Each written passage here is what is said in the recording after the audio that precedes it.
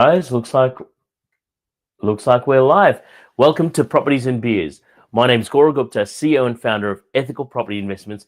We help everyday investors invest in high cash flow, ethical properties that do good and make money. Now, before we get started, I'm trying out some new tech, so bear with me. I'm going to make sure that we're occurring live on all our platforms, just to make sure that it's all good. So just bear with me. New tech alert. Okay, looks like we're good to go. Now, if you've got anything to add, comments, likes, etc., make sure you do that because I can see you guys now with this new tech that I've got. So let's get started today with properties and beers. What do we have? Well, we have one of my favorites, and you guys are going, Goro, tequila. What the hell? This is Herradura. It's actually quite delicious. Tequila's getting a bit of a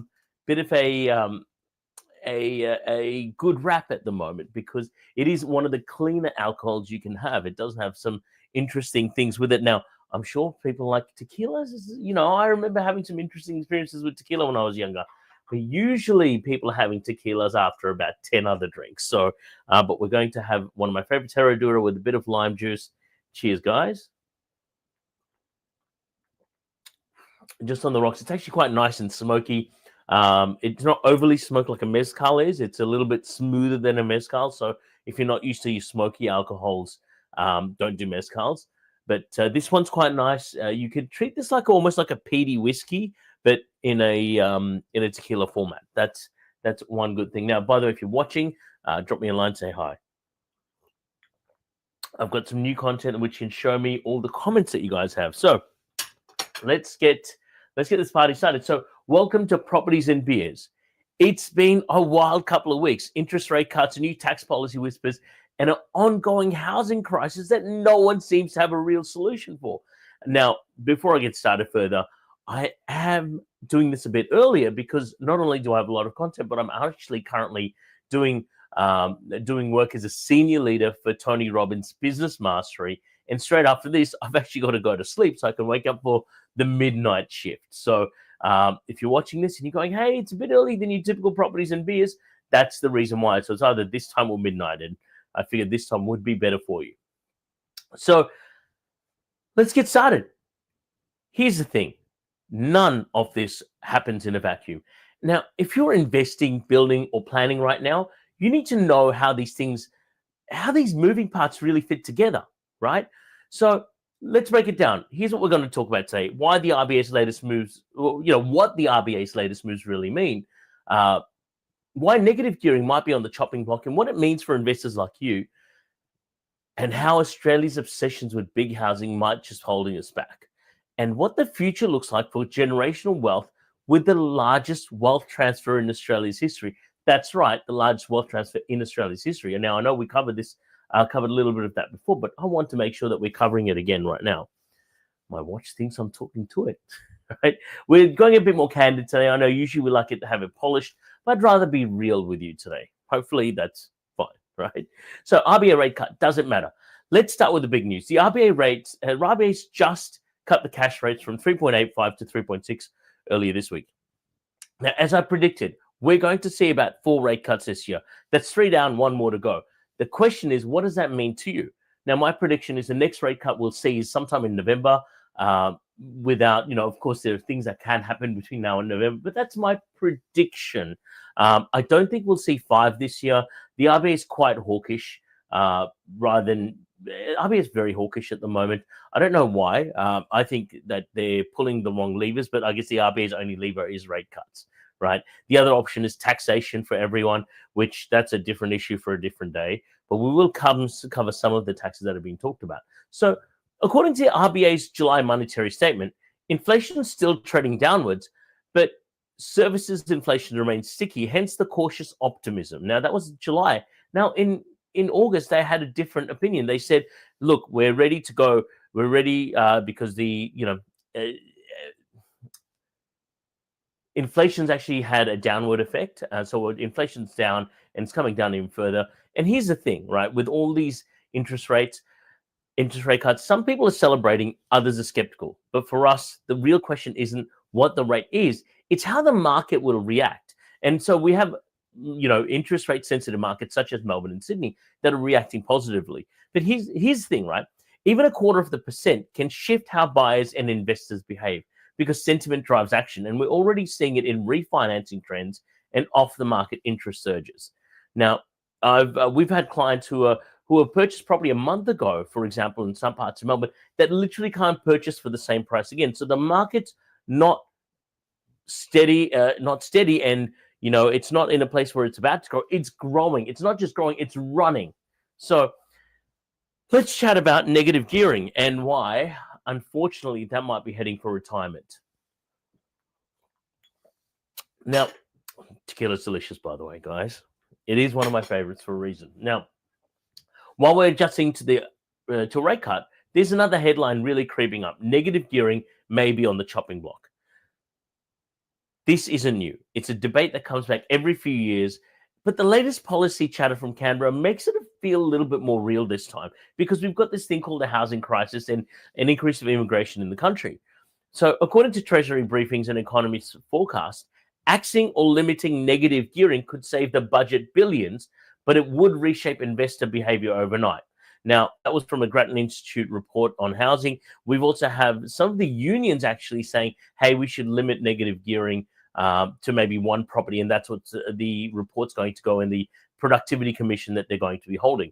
Now, if you're relying on negative gearing to make a viable deal, you're one policy change away from really being underwater. But our clients, they're not really phased. They're building portfolios that are neutrally geared before tax, positively geared after tax, backed by a cash flow first strategy and not tax perks. Because smart investing should work in any policy cycle, not just when the tax office gives you a pat on the back. And look, negative gearing is going the way of the dodo. It's about to be dead. Now, that's why I'm suggesting to more and more clients, hey, look, let's look at buying in a trust because gearing's not going to be your friend at all anyway. Now, gearing works very differently in a trust from a taxation point of view. I'm not a tax expert, but I know borrowing in a trust is really powerful. If you want to know more about that, I will be discussing my Mortgage Terminator webinar, where we will be chatting about the benefits in trusts. Now, another thing that's been happening, before I go further, is let's have another sip.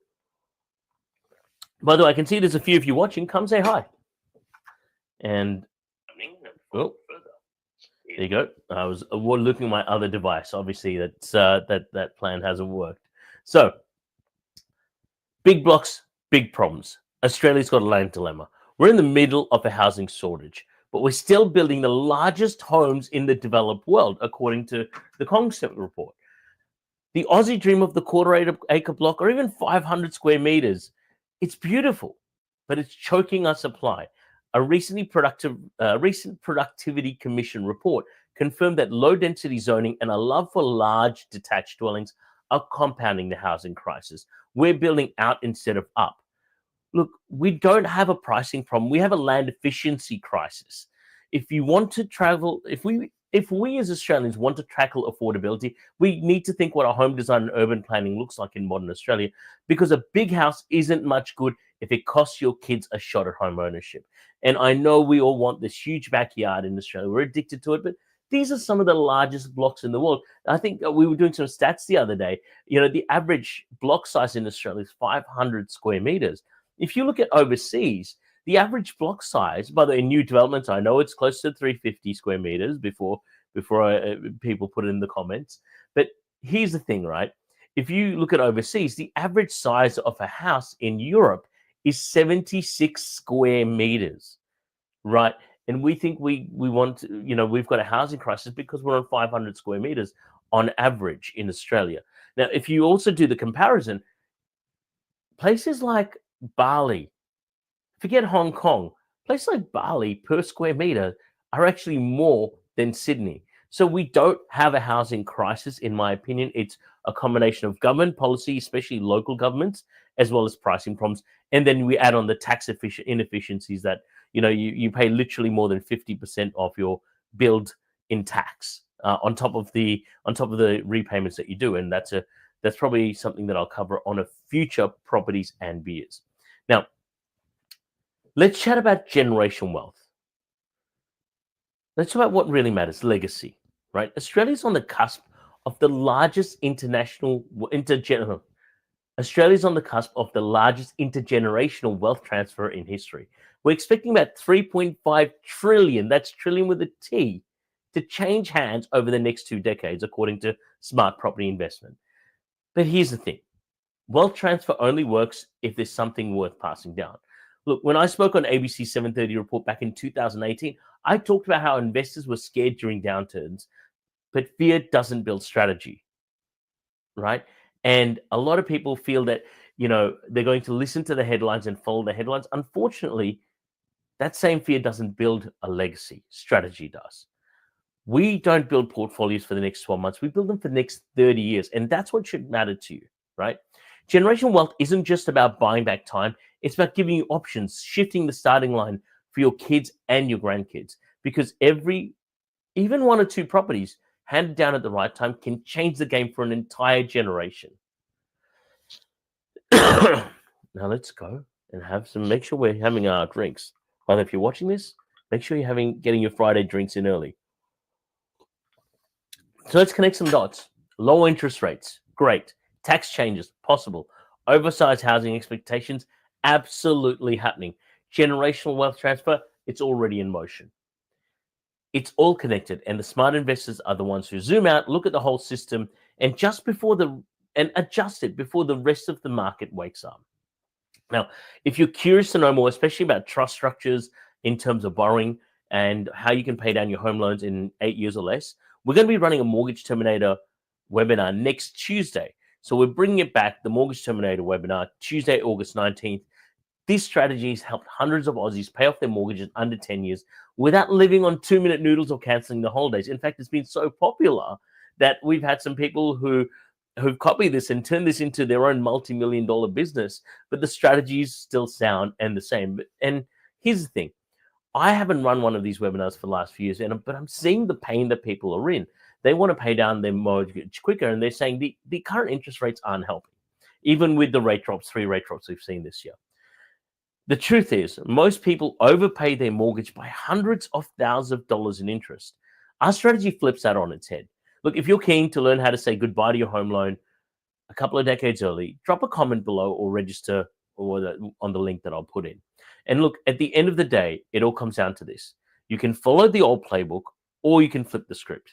So you can keep hoping that policy changes are going to make things easier, or you can take control, build differently, design a life that actually works. If you're ready to learn more, follow our page, Ethical Property Investments, for weekly content, live insights, smart property strategies that are not going to go out of style when the government changes their mind. And remember, do good, make money, repeat, and cheers. Have an amazing weekend.